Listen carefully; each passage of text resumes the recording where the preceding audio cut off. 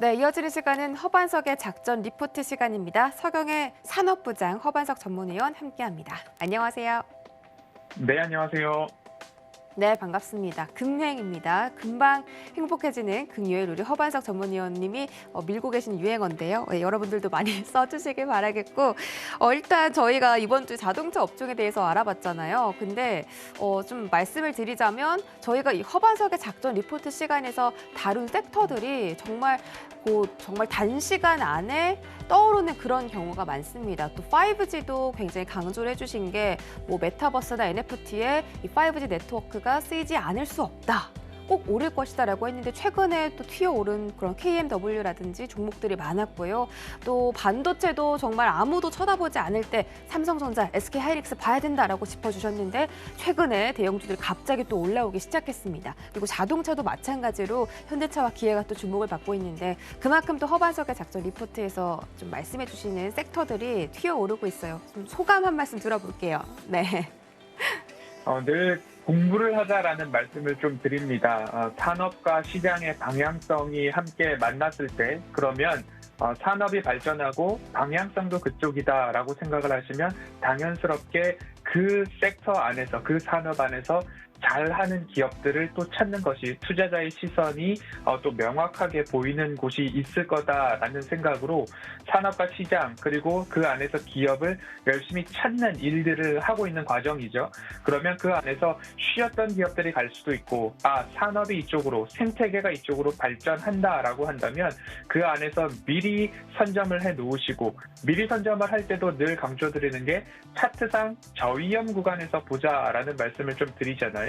그러면 그 가운데에서 종목들을 볼 수 있고요. 또 한 가지는 숫자상 매출액과 영업이익이 증가하는 기업이 결국 산업의 방향성 중에서 잘하는 기업이니까 안 좋은 추운 겨울 시기에도 그래도 매출액과 영업이익이 나온다라는 것은 기본 이익 체력이 있는 기업이다라고 보실 수 있고요. 거기다가 하나 더 추가하자면 원래 하던 것만 하는 것이 아니라 미래 먹거리를 준비하는 기업이라면 더 슈팅이 나올 가능성이 높다라는 점들을 감안해서 산업과 시장의 방향성을 좀 보는 좀 중장기 투자의 매력들을 한 번씩 느껴보시면 좋겠다라는 말씀 드리고 싶습니다. 네, 이렇게 역시나 서경의 산업부장이시다라는 말이 나올 정도로 이 산업에 대한 공부를 해보자. 그리고 그 시장 안에서 어떤 기업이 좀 성장하고 있는지를 선점하자라는 말씀 첨언을 해주셨습니다. 자, 자동차 업종 이번 주 알아봤는데요. 화면으로 다시 한번 만나보시죠. 네, 이번 주는 자동차 업종 알아보면서 현대차와 기아 그리고 지금 수급난을 겪고 있는 차량용 반도체 이야기까지 나눠봤습니다. 자동차는 EV를 타고라고 알아보면서 전기차 시장에 또 얼마나 성장하고 확대가 될지까지 짚어주셨는데 다시 한번 좀 리뷰해볼까요? 네, 자동차 산업에 대해서 리뷰하는 시간이기 때문에 간략하게 요점만 좀 짚고 넘어가 보도록 하겠습니다. 어제 저녁 방송에서도 말씀을 드렸는데요. 자동차 하면 꼭 앞에 수식어구처럼 붙는 이야기들이 있었죠. 차량용 반도체 수급난으로 인해서 생산 차질이 연중 지속되고 있다라는 이야기들이 나오고 있습니다. 그러다가 이제는 최근 수급난 완화로 인해서 완성차 그리고 부품사들의 공장 가동률이 점진적으로 회복할 것으로 전망이 된다라는 이야기가 나오고 있습니다.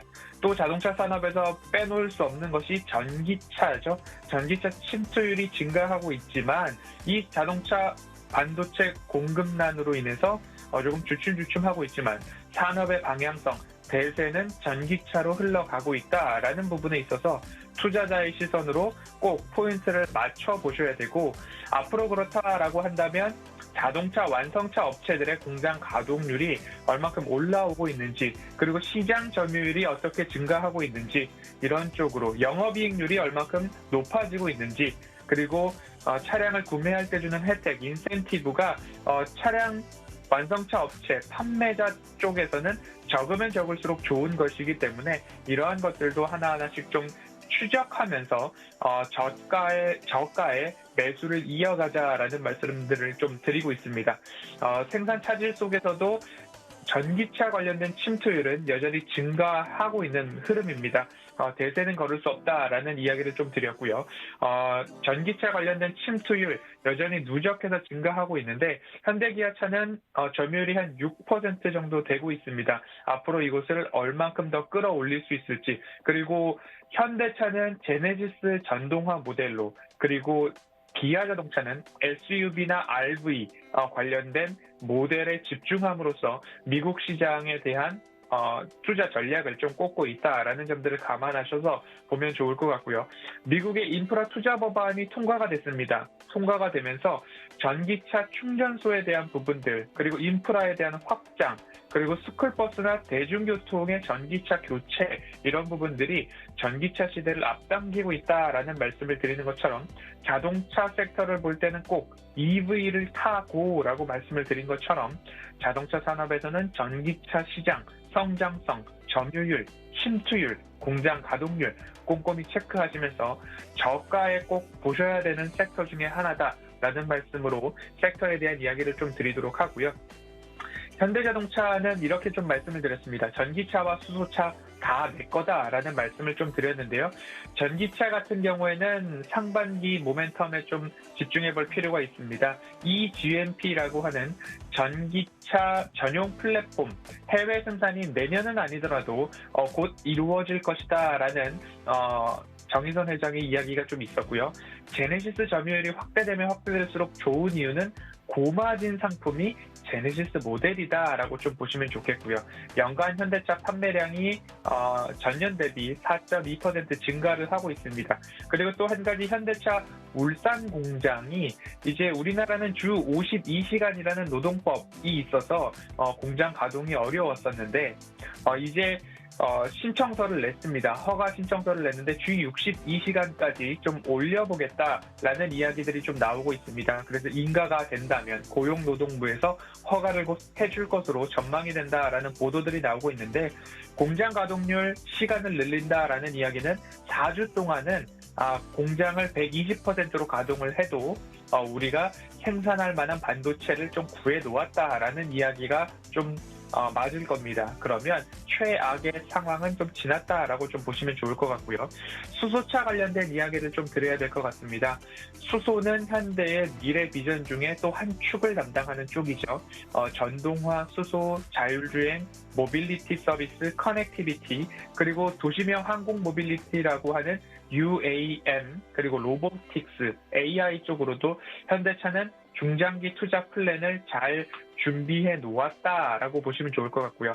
플랜뿐만 아니라 거기에 관련된 투자 계획도 잘 수립을 해 놓았죠. 이 현대차를 말씀드릴 때 이 이야기가 가장 핵심이 될 것 같습니다.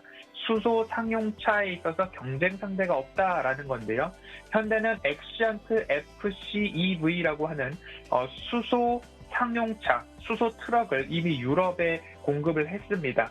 초기 충전 인프라나 관련 시스템에 있어서 비용적인 부담이 되기 때문에 이 수소에 대한 부분들이 아직까지 좀 어려울 수 있으나 상용차, 트럭 이쪽으로 먼저 공급이 되고 충전 인프라가 마련이 된다면 그 이후로 넥소나 일반 승용차들도 보급이 확대가 될 수 있지 않을까라는 기대감들이 있습니다.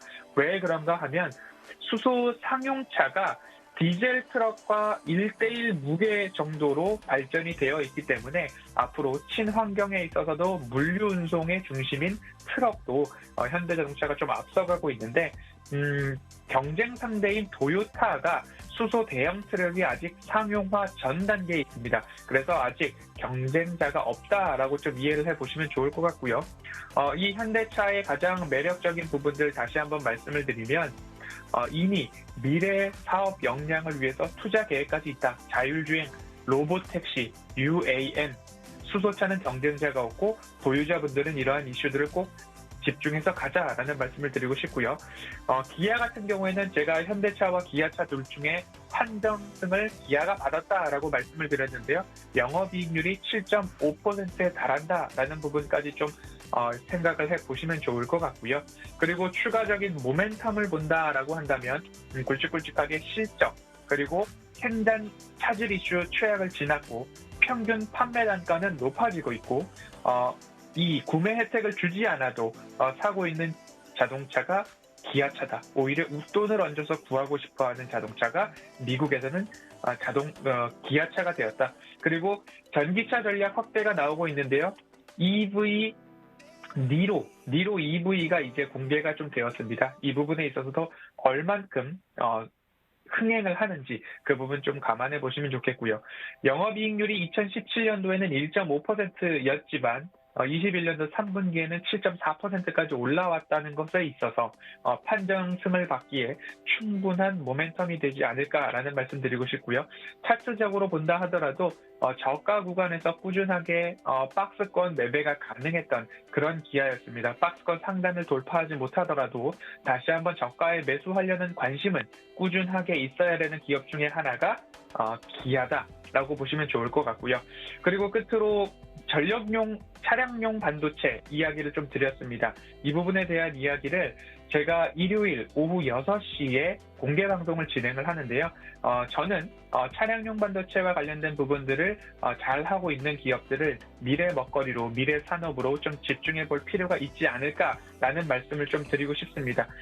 세계적인 자동차 그룹 중에 도요타가 차량용 반도체 생산 설계와 생산 공장까지 모두 다 확보해 놓은 상황 속에서 우리나라 반도체, 우리나라 차량용 완성차 기업 중에서는 현대차 그룹에서 현대모비스가 조금 이 부분을 좀 담당을 하고 있는데 22년도 유망 업종 중에 하나가 차량용 반도체가 되지 않을까라는 말씀을 좀 드리면서 자동차와 관련된 섹터 현대, 기아, 차량용 반도체 이번 주는 리뷰 여기까지 진행하도록 하겠습니다.